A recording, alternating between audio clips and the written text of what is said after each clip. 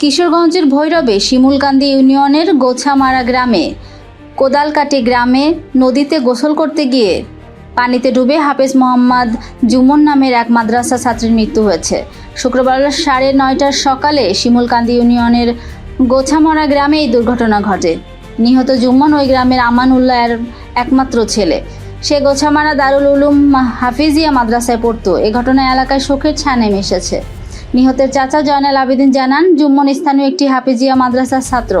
আজ সকাল 8টায় স্থানীয় ছেলেদের সাথে কোদালকাটির নদীতে গোসল করতে গিয়ে ঝাঁপ দিয়ে নদীর পানির প্রবল স্রোতের নিচে তলিয়ে যায়। পরে স্থানীয় নদী ফায়ার সার্ভিস স্টেশন ও যুব রেড ক্রিসেন্ট টিমের সহযোগিতায় নিহতের মৃত লাশ উদ্ধার করা হয়। এ ব্যাপারে ভৈরব থানার officer incharge OC Mohammad Khandaker Fohad বলেন, পরিবারের আবেদনের প্রেক্ষিতে লাশটি হস্তান্তর করা হয়।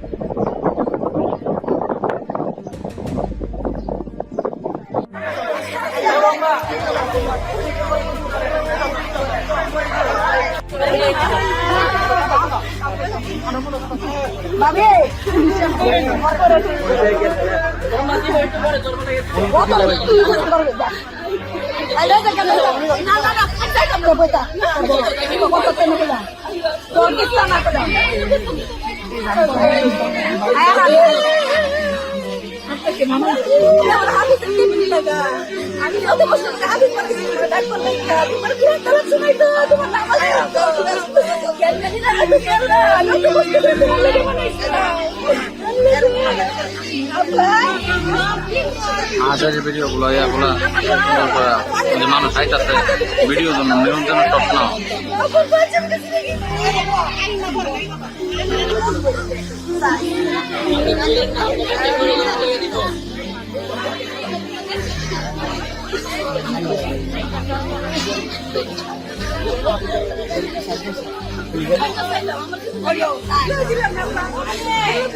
আমাদের এই এলাকার ছেলে জুমন, সে একজন কোরআনের হাফেজ। তার বাবার নাম শামাদুল্লাহ। সে প্রথমবার যখন স্টিল ব্রিজে লাফ দেয় তখন সে প্রথমবার একবার উঠে আসে। দ্বিতীয়বার যখন আবার লাফ দেয়, সে ট্রলারের কাছে যায়, তখন সে ট্রলার বলে সে ট্রলার ছাড়ার জন্য সে ছাড়ার সাথে সাথে সে তলিয়ে যায়। তারপরে তাকে আর খুঁজে পাওয়া যায় নাই। আপনাদের ছেলে সন্তানদের আপনারা এখন অতি পানিতে সাবধানে রাখবেন, যাতে তারা পানির কাছে না থাকতে পারে। আর আমি পক্ষ থেকে সুস্বাগত জানাই, এমন নিন্দনীয় ঘটনা যাতে আর না ঘটে। পক্ষ থেকে এবং গ্রামের সকলের পক্ষ থেকে প্রথমে আমরা গভীরভাবে সুস্বাগত জানাচ্ছি এবং তার পরিবারকে ধৈর্য ধারণ করার তৌফিক যেন আল্লাহ দান করে। ঘটনাটা ঘটে মূলত হচ্ছে আপনার 9টার দিকে। তারা হচ্ছে গোছামারা দারুল উলুম হাফিজিয়া মাদ্রাসার পাগড়ি প্রধান। এই কিছুদিন আগে তারা পাগড়ি পাইছে কোরআনের হাফেজ। তারা গোছামারা মাঠে ফুটবল খেলছে। ফুটবল খেলার পর তারা আমাদের কোদালকাটি নদীতে স্টিল ব্রিজ থেকে লাফ দিয়েছিল গোসল করার জন্য। প্রথম লাফ দিয়ে সে উঠে গেছে, পরবর্তীতে আবার লাফ দিছে। লাফ দেওয়ার পরে তার সাথে যে 3জন তারা কোনো রকম পাড়ে গিয়ে উঠছে, কিন্তু সে আর উঠতে পারে নাই, পানির তলে চলে গেছে। তারপর আমরা আমাদের গ্রামবাসীর মাধ্যমে খবর পেয়ে তাৎক্ষণিক সেখানে ছুটে যাই। আমাদের আদর্শ সামাজিক যুব সংগঠনের সকল সদস্যবৃন্দ এবং আমাদের গোছামারা ছাত্র সংসদের সকল সদস্যবৃন্দ এবং এলাকাবাসী সকলকে নিয়ে আমরা উদ্ধার তৎপরতা চালাই। কিন্তু আমাদের সাধারণ মানুষের পক্ষে এত পানি নিচ থেকে তাকে উদ্ধার কাজ করা কোনোভাবেই সম্ভব হচ্ছিল। তারপর আমরা 9:40-এর দিকে ট্রিপল লাইনে ফোন দিই ফায়ার সার্ভিসের কাছে। তারপর ফায়ার সার্ভিস তাৎক্ষণিক দ্রুত গতিতে তারা ঘটনাস্থলে ছুটে আসে এবং 10 মিনিটের উদ্ধার অভিযানের মাধ্যমে তারা তাকে পানির নিচ থেকে উদ্ধার করতে সক্ষম হয় এবং তাকে আমরা তার বাড়িতে নিয়ে আসছি।